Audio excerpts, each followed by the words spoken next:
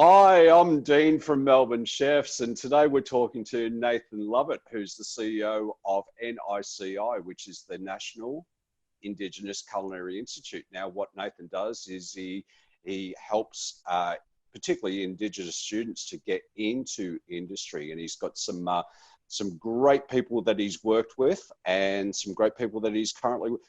Big hello to you, Nathan. Hi, Dean. How you doing? I'm doing really, really well. So I guess my direction with things is I've got a real keen interest in Indigenous ingredients. And for me as a white Aussie, to go into those particular ingredients, it's good to know where the sources come from and understand their historical use. What's your take on the current interest in Indigenous ingredients? I think it's really good because one of the obvious elements within running restaurants and cafes is the interest in sustainability and yes, plate model. And native ingredients in Australia can play a really important part in that, where the ingredients and the native bushes, the plants, and even animals. They know how to survive here in this environment. They've been doing it for thousands of years. So from a cultivation perspective, it's a lot easier to grow these ingredients in a more sustainable way. The impact of the environment at the moment with the toing and froing of drought, rains, all of those things that come into account, the native ingredients will thrive in this environment and have done so. I think there's a really, really big opportunity to be utilising that. And from a restaurant perspective, it's, what is Australian cuisine? That's a big question. Well, what is that? And it's obviously influenced by different areas of the world, but this is where native ingredients play a space as well. It's like, well, this is Australian produce. So how does that be implemented within Australian cuisine? So I think there's really, really great opportunities to be utilising it. And just from an Aboriginal perspective as well, for our culture to be involved, it's a great opportunity for us and, increased economic participation, types of businesses. You mentioned. Are the native ingredients, are they part of the curriculum that you're helping the kids with? It is something that we focus on with our program. It's just a natural area of interest that a lot of our chefs. Many of the participants who come through our program are already aware of a whole range of different ingredients. They've been using it at home. It's part of our cultural practice, depending on where they come from and which part of the country as to what type of ingredients they're probably already accustomed to, and whether that's something they've been using for health, if it's just daily use, or something they'll go out and hunt just as part of normal lifestyle or where they're from, or if it's something that they've learnt about as well. But it is something we focus on. It's something that we also, while our chefs are employed, while they're working in different restaurants, we'll also have conversations with restaurants, head chefs, how they can utilize these ingredients on their menus as well. So there's a range of different ways in which we can do it. Yeah, so I mean, anytime we're using, whether it's an Indigenous ingredient or it's something that's simply grown locally, for example, an Australian ingredient, great, absolutely. So I wanted to talk to you about NICI, the National Indigenous Culinary Institute. What does it look for a particular participant that's coming into the program? The main thing is enthusiasm. We really want our participants to be enthusiastic about wanting to work in the industry. It's a very vibrant industry, hospitality. It's very personal, and it's very creative as well. And for somebody to be enthusiastic and passionate about wanting to work in this industry, that's the first thing we look for. We can teach people how to use knives. We can teach people different types of preparations and methodologies, and that's what our RTO partners are there for as well, to deliver the content, and our kitchens, our restaurant partners to teach on the job. That's what that model is for.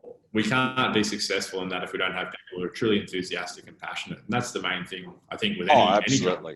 So that's, yeah, for sure. And you notice that difference in someone who's enthusiastic and is generally interested in a particular job. And definitely it's a major criteria for hospitality. It can be a tricky industry, as we've all experienced over the last few months.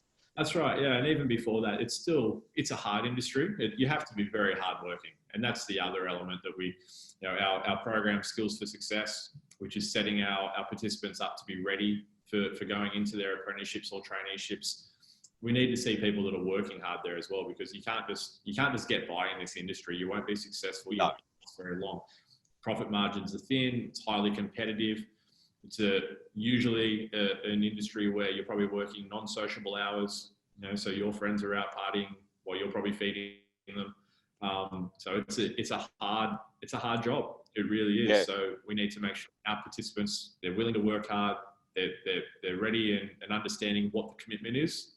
And that's part of what we prepare them for. And that's also part of why our program is successful, is that we make sure that the preparation is done prior to putting them into the job. Yeah, good. So walk me through how a participant would actually be with the program. How much time do they spend with you before they enter industry, for example? Sure. So our Skills for Success program has a range of length. Sorry, I'm going to get an email there.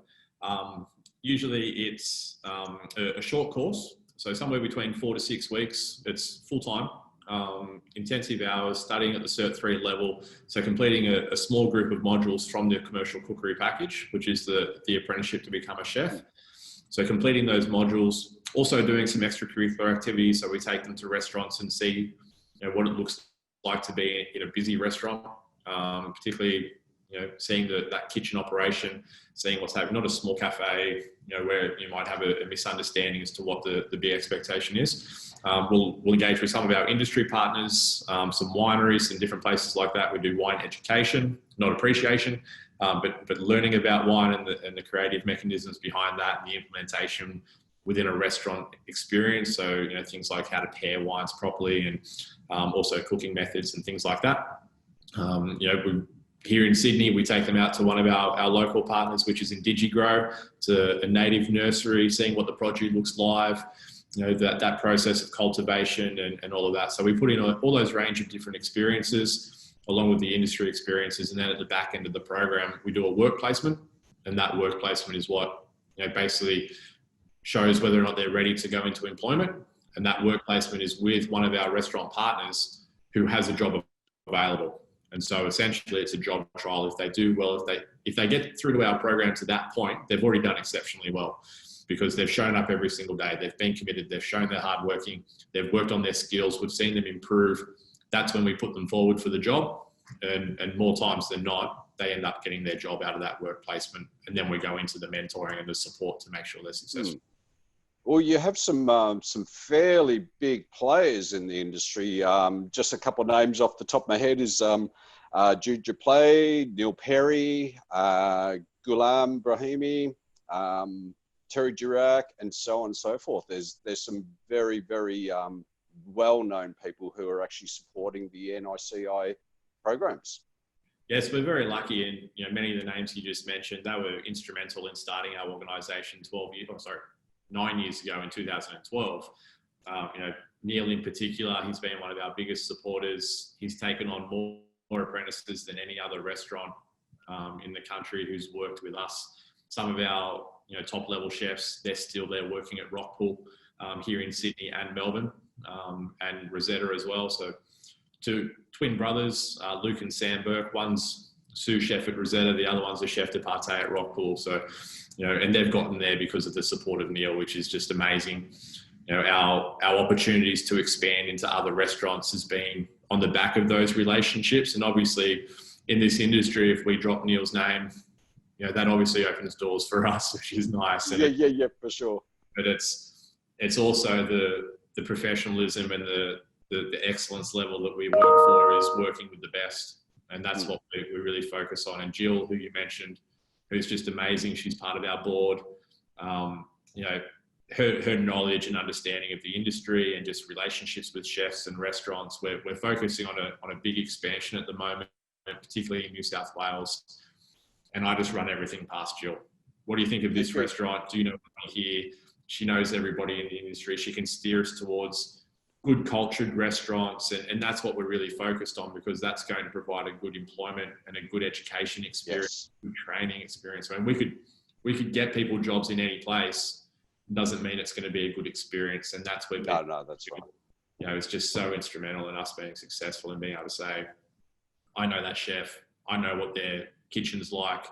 That's going to be a great environment for us to train somebody. And that's the value of having these people involved. And, it leads to others wanting to be involved because they see the quality of who we work with, the restaurants. One of our apprentices cooked for a French president at Bistro Guillaume a couple of years ago. What a great experience to be able to tell your kids back in Burke, a young bloke from Burke, and he's cooked for a French president. So it's yeah, exactly. Of experiences our chefs have had, and the opportunities that continue to come for us even now with what's happening in the industry in different locations. There's opportunities which have been really great. Well, that's an incredible story for any young person from a regional centre to get that opportunity to come into a big city and have that opportunity. That it doesn't happen. It simply, I mean, it does. Of course, it does. You just told me that it does, but I think what you're offering, that kind of opportunity on a world stage. So coming from a place such as Burke, I think there's roughly about 60,000 people or so in town, to be able to cook for the French president. Incredible. It's about 2,000 in Burke. It's there you go. Lot less. Quite a lot less. Yeah, very small town. It's almost classified remote New South Wales. So to come from there and be in our pro, and the participant Josh, he was so dedicated coming down the day before or 2 days before the program was supposed to start. He didn't tell anyone. He came early. He camped out at night in the park down here near Central Station in Sydney. Just hung out. He was that keen to come down. He's been really good. And you mentioned the world stage. Like we took a group of chefs to Ireland last year. And these types of opportunities. So with the Australian ambassador in Ireland, Richard Andrews, he instigated it. And we ended up at the Taste of Cork Food Festival with a group of chefs, Luke and Sam, who I mentioned before, Josh as well, and another one, David Gray. So we had 2 qualified chefs, 2 apprentices on this trip. It was amazing. I wish I was there. It was before I started with the organisation, but the videos and everything I hear from it is just amazing. We blew them away. We now have a new ambassador in Ireland, in Dublin. His name's Gary Gray, and Gary wants us involved again. The volume of what we've done, it's carried weight, and the new ambassador wants us to do things. We've been invited to the Australia Now Festival in 2021 in France. We've been regularly getting invited to different types of events. I think it's just amazing what and that's what our chefs achieve for us. It's not something that I instigate in talking to DFAT and different ambassadors and things to say, what about us?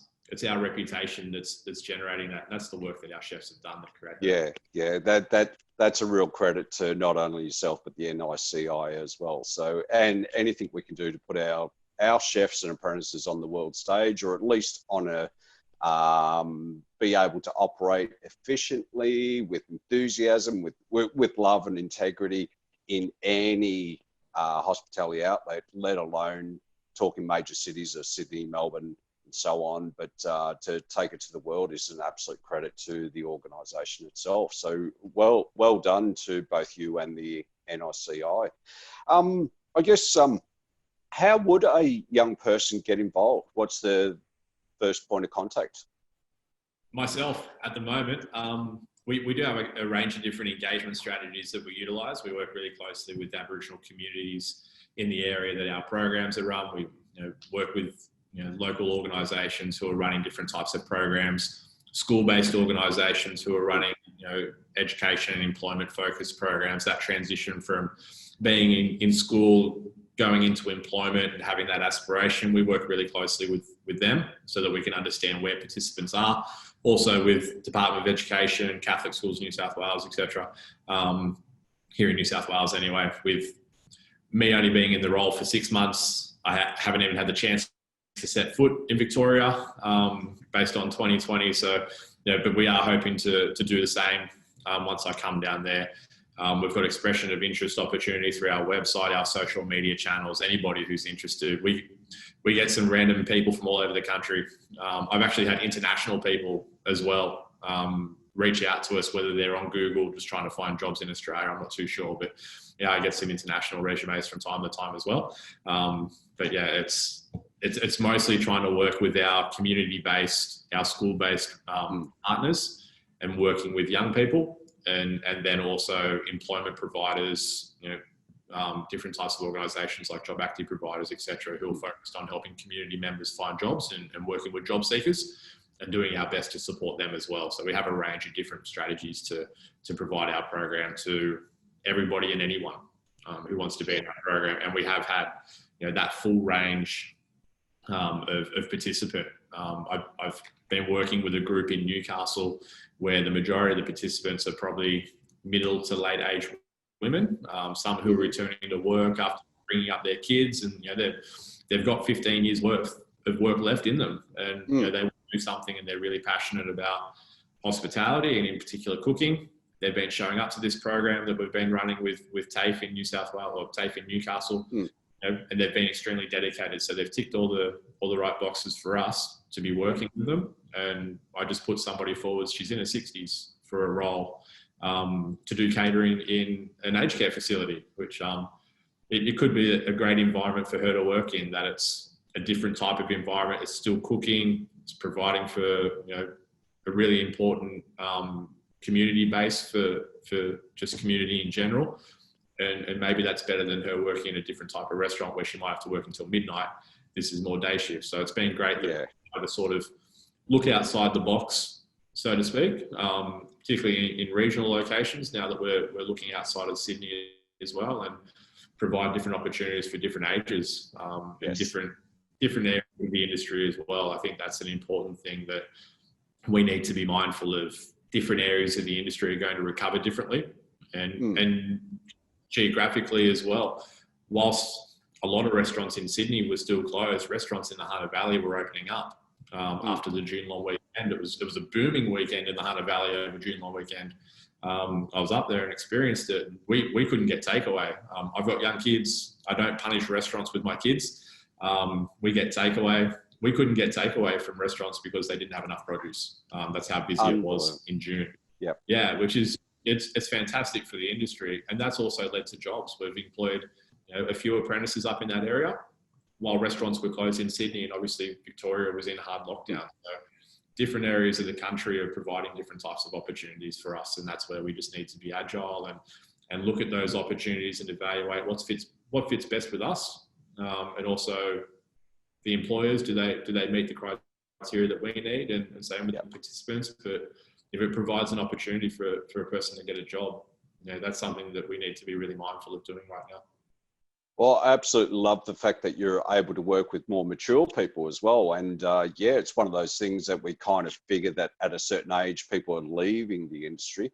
But the variety of job roles that are available in hospitality, yes, we've got our rock pools and rosettas and so on and so forth, but there's also aged care facilities, hospitals, childcare facilities, there's small cafes, there's large restaurants and catering operations, airlines when they're back on board, but the variety of potential roles for people to suit their lifestyle, their skill level is certainly there.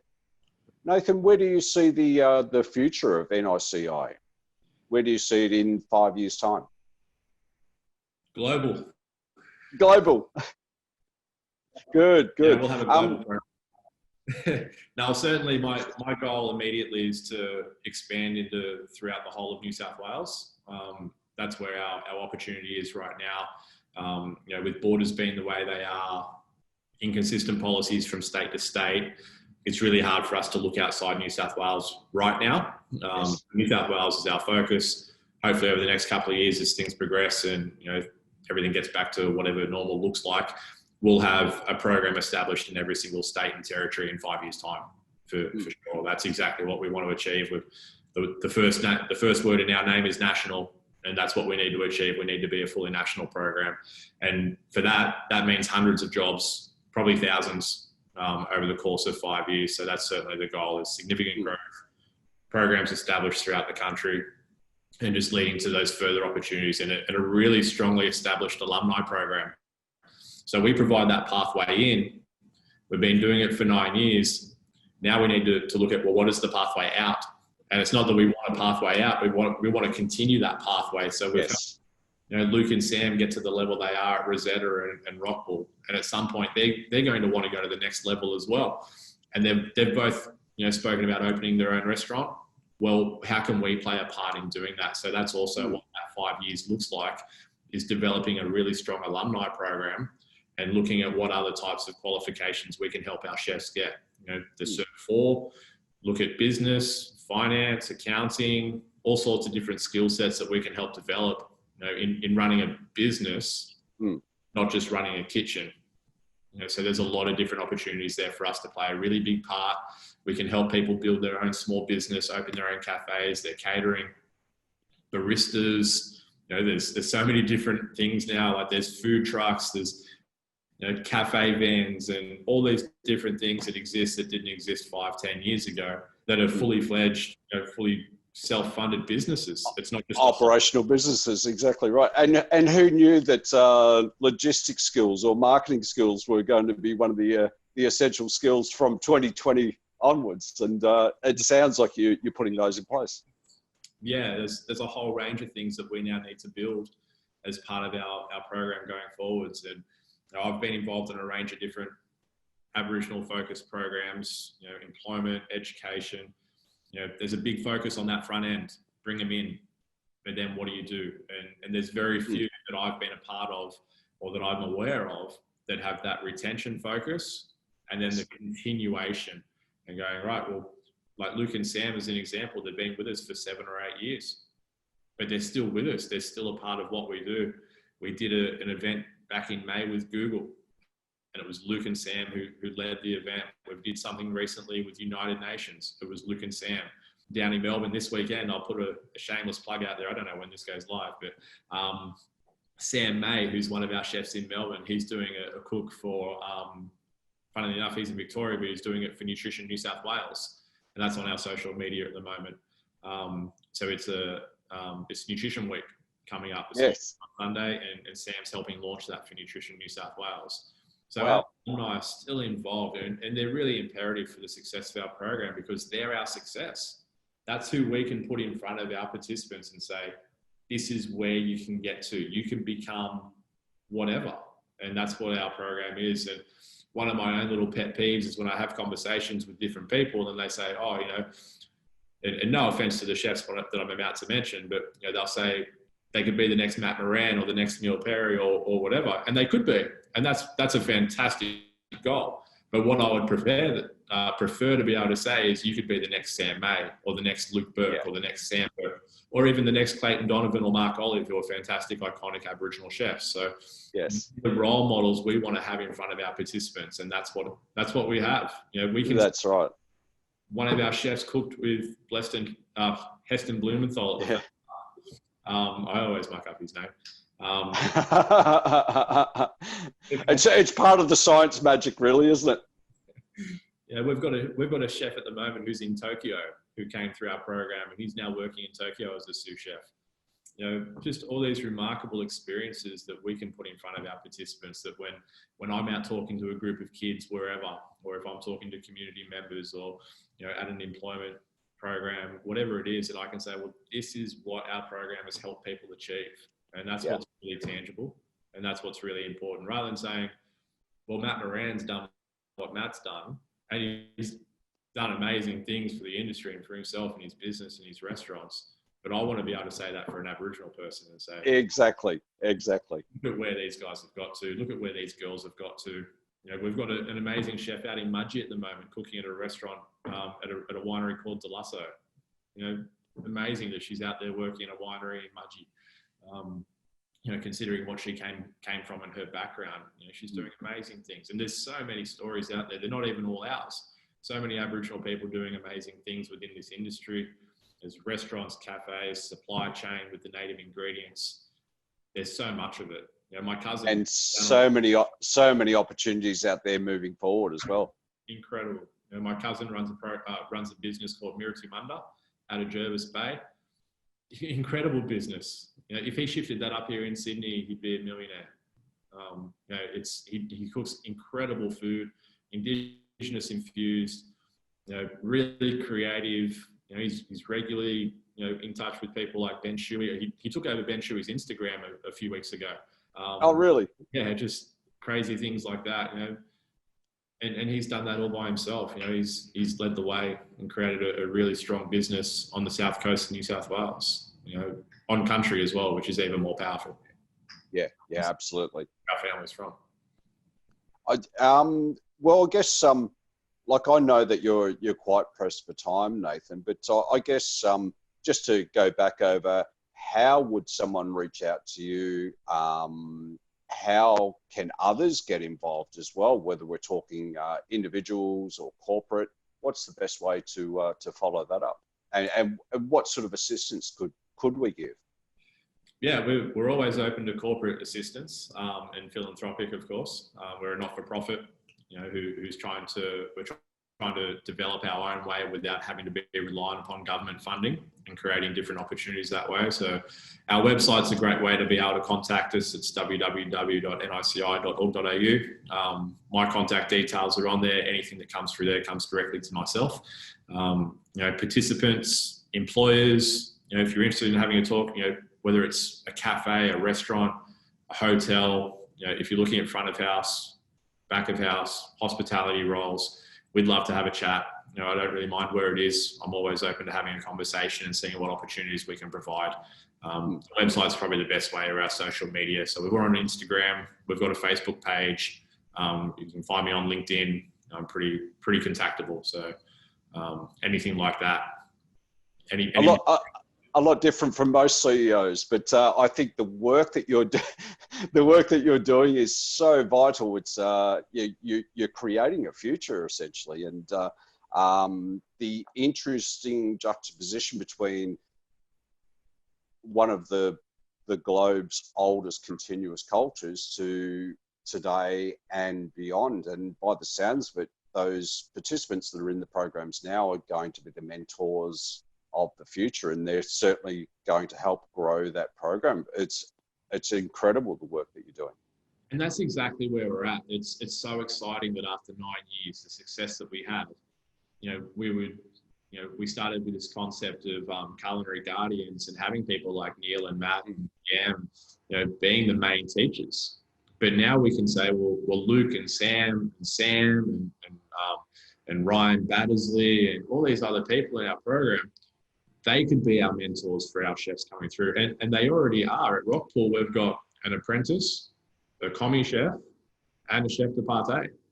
And so Luke, Lizzie, Jade, all in one restaurant. We have a tiered approach to our program within a restaurant. So, you know, rather than just having one person all by themselves. And, you know, we talk with Neil quite regularly about what's been successful and why is it been successful in his restaurant. And, you know, the culture that he's got there is really important, but also the way in which we've brought participants together to get that success. You know, they go through together, they go through the experience together. So it's really great that we've got that mentoring aspect now, that I can, in Melbourne, I could potentially employ one of our chefs to be the mentor and to be that support mechanism to our chefs.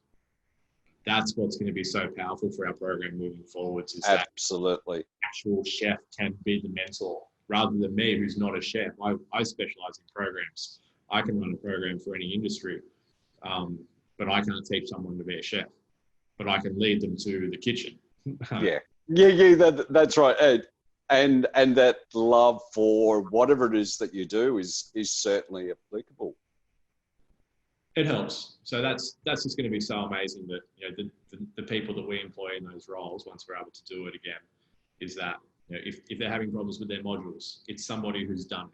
If they're, you know, having a problem with a particular technique, it's somebody who's done it and can work with them outside of that. You know, I'd probably just be on YouTube going, let's see, give it a go, you know, and trying to help them that way. Like, it's just not something that I can do, but I can help with non-work things and you know, life problems and just mentoring in general. But it's just so amazing that we've got the chefs now to be able to do that, and that's just so, it really is just so exciting with where our program is right now. We're on the cusp of something really big, so it's really, really exciting.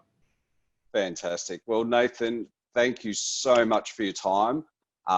Once again, I cannot state enough the importance of the work that you're doing, not only for Indigenous culinary students, but for Australian youth. And I wish that there were more organisations that had that forward thinking and that grounding, as well as the ability to mobilise and make it real for participants.